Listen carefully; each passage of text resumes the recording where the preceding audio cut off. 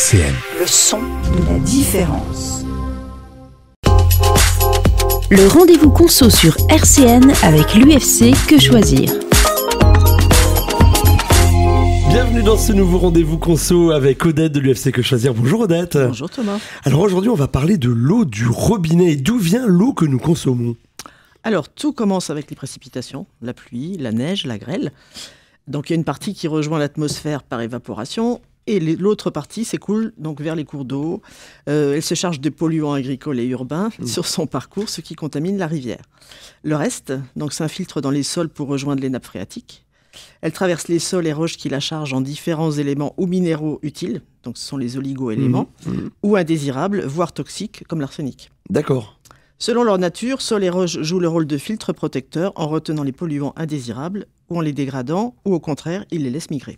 Alors comment l'eau arrive dans nos robinets chez nous finalement? C'est ça. Alors en France, donc, l'eau potable distribuée est issue à 68% des nappes phréatiques et le reste provient des fleuves et des rivières. Ok.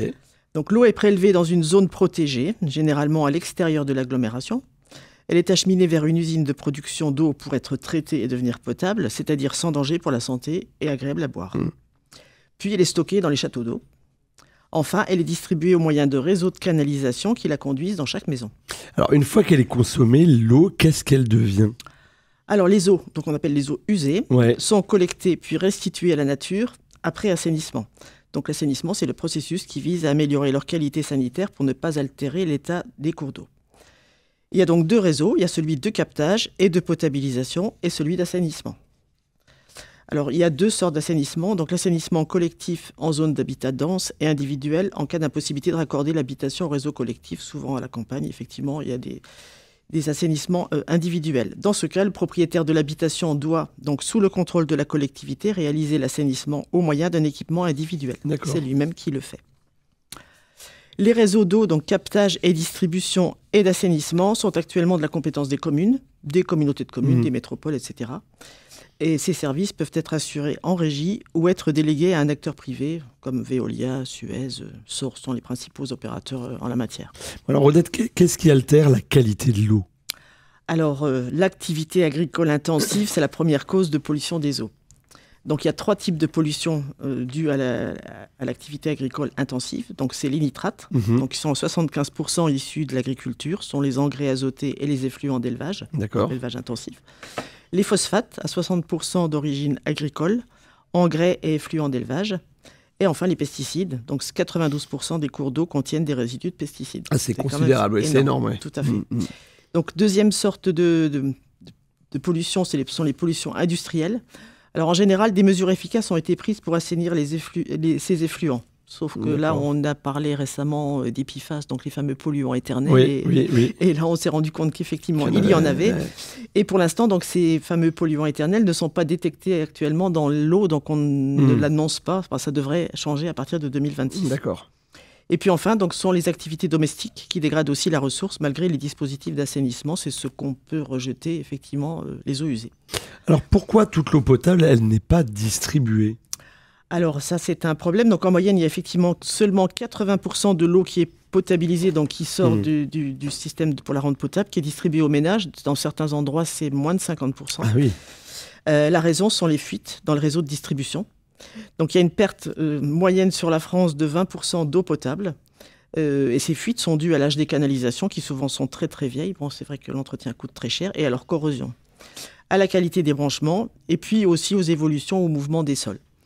Donc c'est vrai que c'est quand même une partie importante d'eau potable qui repart dans la nature. 20% de l'eau potable qui repart dans la nature, c'est terrible. Tout à fait. Il y a des solutions, j'imagine, qui existent pour préserver la ressource. Est-ce que l'eau du robinet est potable, enfin, clairement? Alors, il ne faut pas s'inquiéter pour la qualité de l'eau du robinet en France. Oui. Elle est en permanence conforme aux normes et c'est très contrôlé. Il y a régulièrement des contrôles partout sur le territoire français. Ouais. Et donc, elle est conforme pour 98% de la population en France. Mais la pollution de la ressource impose des techniques toujours plus poussées de traitement de l'eau prélevée en rivière et nappes phréatiques, d'où les fameuses usines de potabilité. Ce sont des traitements coûteux, l'abandon de captage contaminé par les nitrates et les pesticides. Conséquence, donc des surcoûts sur les factures d'eau des consommateurs. Donc ça va de 6,6 à 11,8% sur la facture d'eau.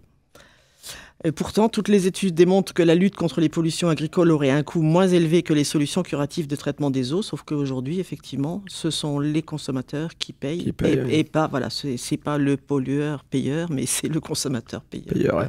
Alors, comment réduire le traitement et les coûts ? Alors, les solutions, on les connaît. Donc, c'est améliorer la qualité de l'eau qu'on prélève, donc avec une obligation de protéger les zones de captage des pollutions agricoles, donc en particulier en développant sur les aires de captage des modes de production agricole peu polluants comme l'agriculture bio. Donc voilà, on devrait décider que dans un périmètre autour du captage, il ne peut y avoir que de l'agriculture bio. Ce n'est pas aujourd'hui encore le cas partout. Ouais. Et puis la mise en place de cultures intermédiaires qui piègent les nitrates des zones tampons. Par exemple, on devrait laisser des bandes enherbées le long des cours d'eau. On refait aujourd'hui des haies, etc. Enfin, tout ce genre de choses qui permettent de capter les nitrates. Tout à fait. Ok. On parle de la consommation domestique ? Donc, on va parler de la consommation domestique. Donc, il faut savoir qu'aujourd'hui, la consommation moyenne d'eau potable, c'est 143 litres par Français et par jour. 143 litres par Français et par jour. Exactement. On va retenir ce chiffre, il est énorme. Il est énorme. Donc, on va parler du prix de l'eau. Et bien justement, qui le fixe, le prix de l'eau potable ? Alors, c'est la commune ou la communauté de communes, communauté urbaine ou métropole, etc. Donc, c'est en fonction des coûts réels du service. Si elle gère elle-même en régie. Par contre, s'il y a délégation, c'est-à-dire que si elle passe par les entreprises dont on a parlé tout à l'heure, à ce moment-là, le prix dépend de leur capacité à négocier avec les opérateurs privés, puisque ça va être ces opérateurs qui vont définir le prix. Voilà. Quand on prend le prix de l'eau facturée aux consommateurs, il y a quoi dedans ? Alors, il comprend le coût de la potabilisation, c'est-à-dire passer dans l'usine qui va filtrer, qui va faire tous les traitements, et de distribution. Donc, en moyenne, c'est 39% de la facture. D'accord.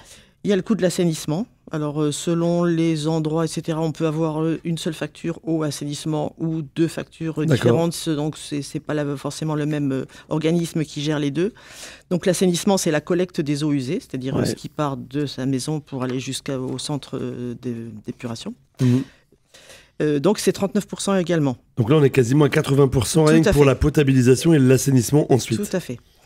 Et le reste, donc, puisque on ne paye pas l'eau, puisqu'on la prélève dans la nature, donc il n'y a pas de coût, de prix d'achat de l'eau.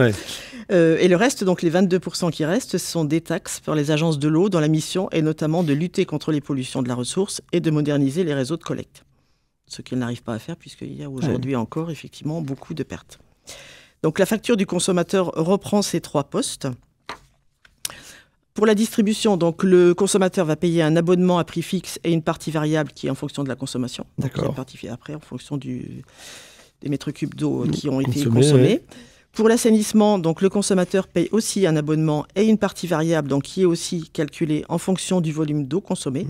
Il est bien évident que pour les personnes qui ne sont pas raccordées à un réseau d'assainissement collectif mais qui doivent avoir installé un réseau d'assainissement individuel, elles ne payent pas cette fameuse taxe d'assainissement puisqu'elles ont dû effectivement investir pour assainir elles-mêmes. Les taxes sont calculées sur le montant de la facture. Donc, il y a trois taxes qui financent les missions de l'agence de l'eau. Il y en a une qui est la lutte contre la pollution. D'accord.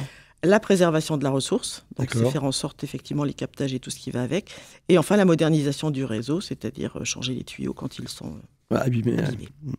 Et puis enfin, comme sur tout ce qu'on achète ou tout ce qu'on consomme, il y a la TVA. Donc la TVA, elle est de 5,5 pour la distribution d'eau et de 10% pour la collecte des eaux usées. D'accord, on paye plus cher quand on renvoie notre salle. C'est ça. Parce qu'il y a beaucoup de travail. Voilà, c'est ça. Pourquoi le prix de l'eau varie-t-il d'une commune à l'autre, du coup ? Alors, parce que l'eau est un produit local, puisqu'on a vu qu'effectivement, c'était la commune qui était, commune ou comité de communes. Donc, la facturation dépend de différents facteurs. Donc, il y a d'abord la commune, elle doit équilibrer les recettes et les dépenses. Elle ne peut pas financer une partie du budget de l'eau avec le budget général de la commune. De la disponibilité et de la qualité des ressources locales. S'il faut aller chercher l'eau très loin, il y a beaucoup de tuyaux, ça coûte très cher. De la disponibilité, de la distance entre les ressources et le lieu de consommation. C'est aussi les communes qui sont très très étendues avec des endroits qui sont très loin. Il faut déployer plus de tuyaux pour amener l'eau. Tout à fait. De l'effort d'assainissement. Donc aujourd'hui, toutes les communes n'ont pas encore forcément un dispositif d'assainissement, de collecte et d'épuration des eaux usées. Donc là encore, selon que la commune a fait fait d'efforts il y a très longtemps, ça peut être déjà amorti, donc ça serait moins cher. Et puis enfin, donc, pour certaines communes, de l'afflux de population saisonnière, qui conditionne la capacité des ouvrages, puisque à ce moment-là, il va falloir des équipements qui soient surdimensionnés pour faire face à l'afflux de population saisonnière. On a un exemple, une usine de potabilisation et de station d'épuration qui est dimensionnée pour 250 000 habitants, alors que la commune n'en compte que 30 000. Ça, ce sont effectivement les endroits de vacances où il y a très peu de population en hiver et beaucoup en été, mais il faut bien qu'en été, toutes les maisons, tout soit desservi. Ça dépend aussi de la capacité de la commune ou de la communauté de communes à négocier avec les opérateurs privés, c'est ce qu'on disait tout à l'heure, quand la distribution est déléguée. Et puis enfin, pour certaines petites communes qui mettent en place un assainissement collectif, parce qu'elles ne veulent pas imposer à leurs administrés des assainissements individuels. Et donc là, l'assainissement collectif peut être très très cher par rapport au nombre d'habitants de la commune. Et bon, ça va être répercuté effectivement sur le prix. Vis-à-vis de l'eau, que se passe-t-il aujourd'hui pour un consommateur qui est en difficulté financière ? Alors aujourd'hui, il faut savoir que les coupures d'eau potable sont interdites seulement depuis 2014, parce qu'avant 2014, on pouvait, comme pour l'électricité ou le gaz, on pouvait couper l'eau quand quelqu'un ne le payait pas. Donc c'est interdit dans la résidence principale, même quand le client ne paye pas les factures, sauf en cas de mauvaise foi évidente. C'est-à-dire que si c'est quelqu'un qui n'a visiblement pas les moyens, qui a des gros problèmes, on ne va pas couper l'eau. Par contre, si volontairement il ne paye pas, à ce moment-là, la décision sera différente. Et cette interdiction est applicable tout au long de l'année, contrairement effectivement au gaz ou à l'électricité, où ça n'est qu'en hiver. En hiver, oui. Et puis enfin, donc, il y a une expérimentation qui est en cours depuis avril 2021 et on en reparle régulièrement, c'est le tarif social de l'eau. Donc c'est engagé pour certaines collectivités territoriales, ce serait en fait soit un chèque eau pour les personnes avec des revenus faibles, ou alors une tarification spéciale. On peut considérer qu'en dessous d'un certain nombre de mètres cubes, c'est très très peu cher ou même gratuit, et puis qu'au-delà, on va faire payer, alors quelquefois beaucoup plus cher que ce qui est payé actuellement, puisqu'aujourd'hui, quelqu'un qui va consommer très très peu paye le même prix au mètre cube que celui qui va consommer énormément, qui a une piscine, qui a etc., qui va faire de l'arrosage de golf ou autre. Par exemple, Monsieur Trump se reconnaîtra.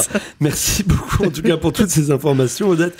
Je rappelle qu'évidemment, si vous n'avez entendu qu'une partie de cette chronique et que vous voulez la réécouter en entier, vous le pouvez sur le site internet www.rcn-radio.org, que si vous avez des questions, on peut s'adresser à l'UFC Que Choisir directement. Tout à fait, soit par téléphone, soit via notre site internet nancy.ufcquechoisir.fr. Très bien, et puis nous on se retrouve la semaine prochaine ? Bien sûr. Pour un prochain rendez-vous conso ? Tout à fait. Alors à la semaine prochaine. À la semaine prochaine. RCN, www.rcn-radio.org